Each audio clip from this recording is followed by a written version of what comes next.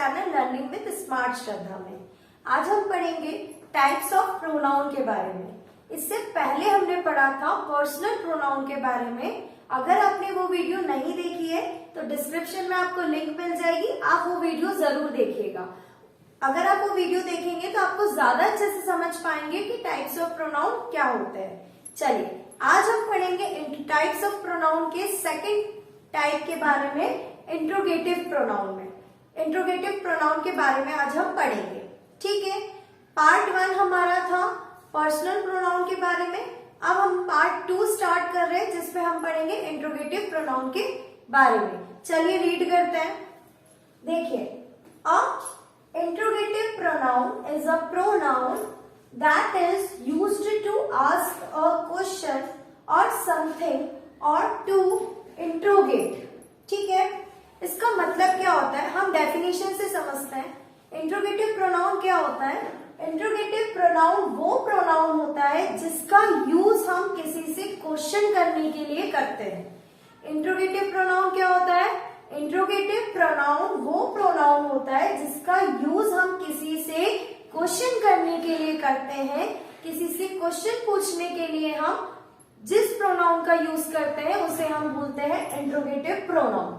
यही चीज डेफिनेशन में लिखी है कि ए इंट्रोगेटिव प्रोनाउन वो प्रोनाउन होता है जिसका यूज आप आस्क का क्वेश्चन, जिसका यूज आप क्वेश्चनिंग करने में करते हैं।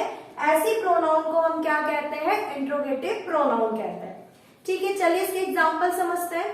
इसकी एक और डेफिनेशन होती है, छोटी सी डेफिनेशन है कि इंट्रोगेटिव प्रोनाउन वो प्रोनाउन होती है जिसपे हम WH फैमिली का यूज करते हैं।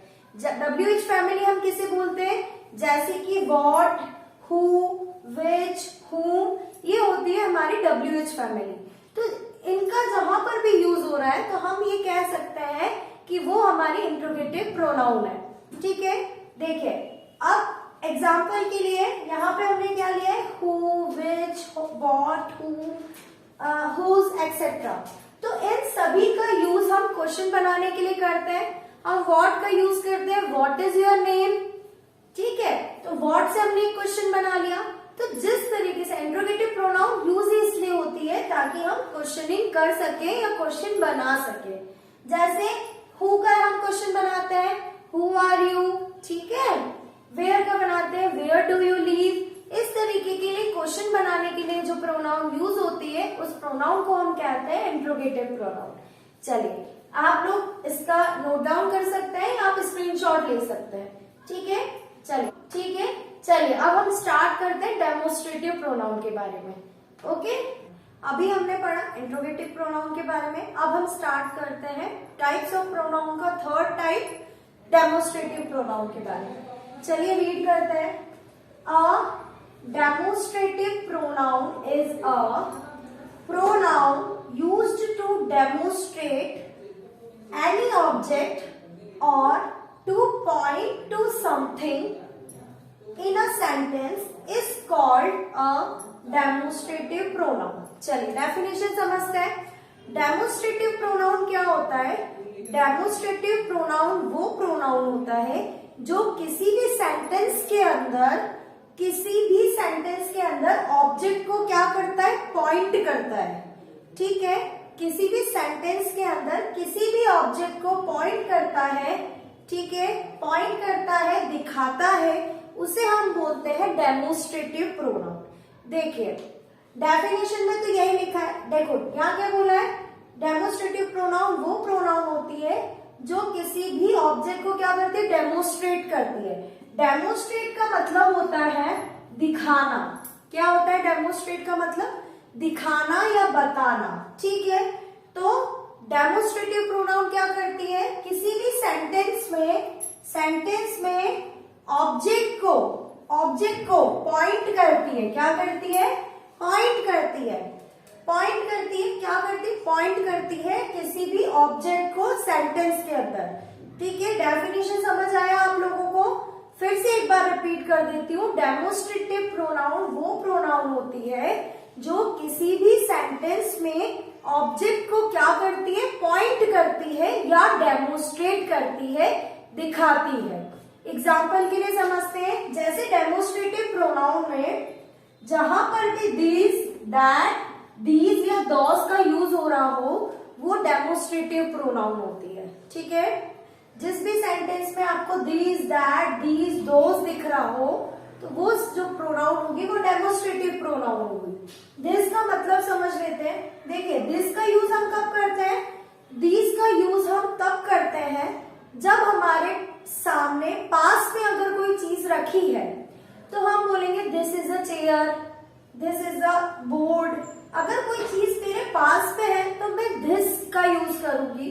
लेकिन यदि कोई चीज मुझसे बहुत दूर है, दूर रखी हुई है, तो उस केस में हम दैट का यूज करते हैं। किसका यूज करते हैं?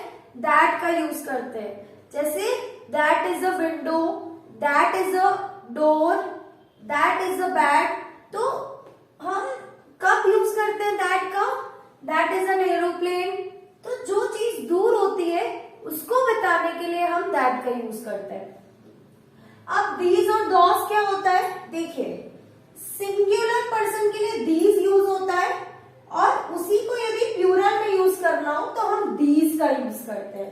प्लूरल मतलब जब हम एक से ज्यादा कोई चीज है जो हमारे पास रखी है तो हम दीज का यूज करेंगे, हम दिस का यूज नहीं करेंगे। अगर सिंगल चीज है तो हम दिस का यूज करेंगे।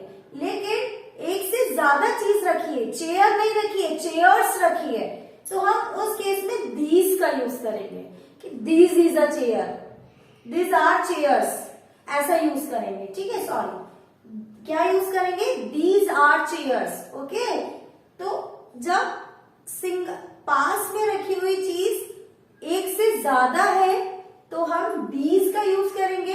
लेकिन यदि नियरेस्ट जो हमारे पास चीज रखी है इस पास में वो एक है, सिंगल है, सिंगुलर है, तो हम दीज का यूज करेंगे। ठीक है, अब दोस का मतलब समझ लेते हैं। दोस क्या होता है? दैट का प्लूरल फॉर्म होता है। दैट का प्लूरल फॉर्म होता है दोस। तो दोस का यूज हम कब करते हैं? देखिए, जब दैट का यूज कब करते हैं हम? जब कोई दूर वाली चीज सिंगल है, सिंगुलर है, तो हम दैट यूज करेंगे। लेकिन अगर एक से ज्यादा चीज है जो दूर रखी हुई है तब हम दोस का यूज करेंगे। जैसे बहुत सारे एरोप्लेन जो है वो आसमान में उड़ रहे हैं, बहुत सारे हैं, तो एक होगा तो मैं क्या बोलूंगी? That is an aeroplane. लेकिन अगर बहुत सारे होंगे तो मैं क्या बोलूंगी? Those are aeroplanes. ठीक है, चलिए, आपको समझ आया डेमोस्ट्रेटिव प्रोनाउन?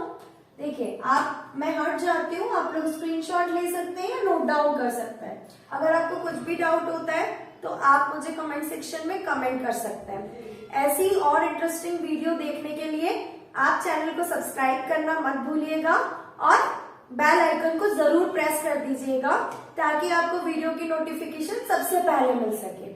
ठीक है, थैंक यू फॉर वॉचिंग।